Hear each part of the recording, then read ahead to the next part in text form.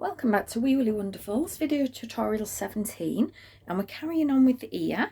In the last video we left you to complete up to row 20, and this is the effect with the moss stitch.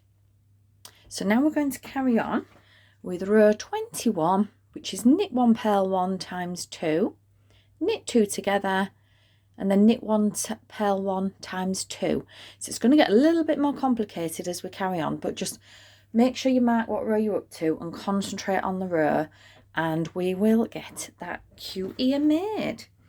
So we're going to start off then with row 21. So we're knitting 1 and then purling 1. We're doing that twice.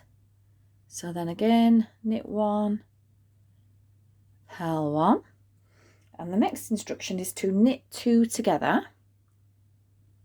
So we're going to knit 2 together, and then we're going to knit 1 purl 1 twice more. So it all seems a little bit complicated. The way we're doing it is keeping the moss stitch pattern while we're decreasing. So it did take quite a bit of working out. So if you just put your trust in the pattern and follow it, and you will get that lovely moss stitch effect, even though you're reducing the number of stitches. Now we're going to work on row 22 next, which is purl 1, knit 1 twice. So purl 1, knit 1, and then we'll come back to the front again, obviously, purl 1, back to the back, knit 1. So we've done that, and then the next instruction is purl 2 together. So we're going to bring it round to the front again, purl 2 together, and then we're going to knit 1 purl 1 knit 1. So knit 1, purl 1,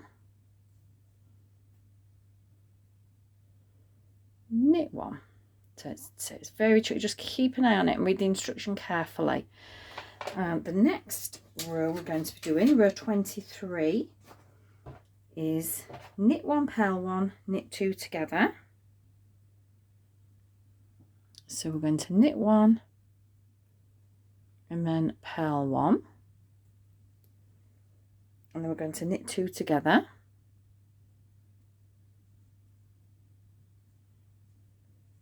and the next instruction is knit 1 purl 1 twice, because it's in brackets and times 2. So knit 1 purl 1. So I'm just getting my thread over before I've quite finished my stitch. Knit 1 purl 1. So you can see the shape, it's slightly going in for the top of the ear. And our next instruction is purl 1 knit 1 purl 1.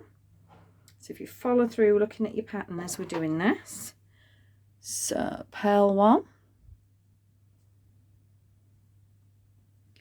knit 1 to the front again, so purl 1,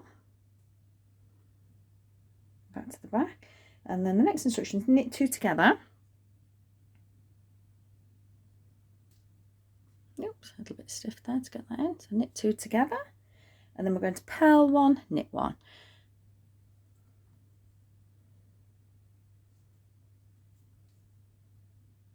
There we go. So row 25, we're nearly finished now, is knit 2 purl 2 knit 2 together. So we're going to knit 2 together, bring the yarn forward to purl 2 together. We're really challenging you now. You can see why the ear was left till near the end when you've had some practice with all your stitches. And then knit 2 together. So now we're down to 3 stitches, and we want a nice pointy ear top. So the last instruction is to knit 3 together. So when you're knitting 3, it's exactly the same as knitting 2 together, and you do the same if it was purl, you just purl them all together. So it's a way of getting a pointed end. So we've put the needle up through all 3, so it's a little bit trickier to maneuver, but I'll just pull that yarn through. So we've knitted all 3 together, pull that out a little bit so we've got space to get our wool through. And our next instruction is to fasten off, leaving a 30cm strand. So we're going to cut our yarn, thread the end onto the needle. So we're going to fasten it off. So we're going to pop that through the loop to secure it. And you can see we've got a nice pointy ear. So now we just need to sew it into shape, because the finished ear looks like so. So that's the top that we've just finished off, and that's the base where we started. So we just need to turn it into that lovely ear shape. So we're going to thread the needle that we've just fastened off onto our needle. Right, so we're going to thread our needle like so. Let's move those out of the way so you can see clearly. So we've threaded that on. That's the thread we've just fastened off, we've just finished. So now what we're going to do is sew down the back of the ear. Now the front of the ear, you can see it curves in naturally, that because of the decreasing we've done. So that is the front, and that is the back of the ear. So this is the back. So what we're going to do is thread our needle down the back. We're doing it down the back so it's less visible. So all that means is very similar when you were fastening off when you did the bow. We're just going to gently, can you see? I'm just catching the top stitches. So really I'm not doing a great big line down the front. You'll just see a tiny bit of thread, but that won't be noticeable. So we're just catching underneath the top one. You go straight down a line of pearl stitches if you want, just go behind that central one. So we'll do so many, and then we'll just gently pull it through, and we want to pull that back so that we've got a nice pointy ear top. We don't want to pull it tight and find the ear is all bent over. So there we go, nearly down the back like so. So make sure you stretch it out so it's stood up nice and firm.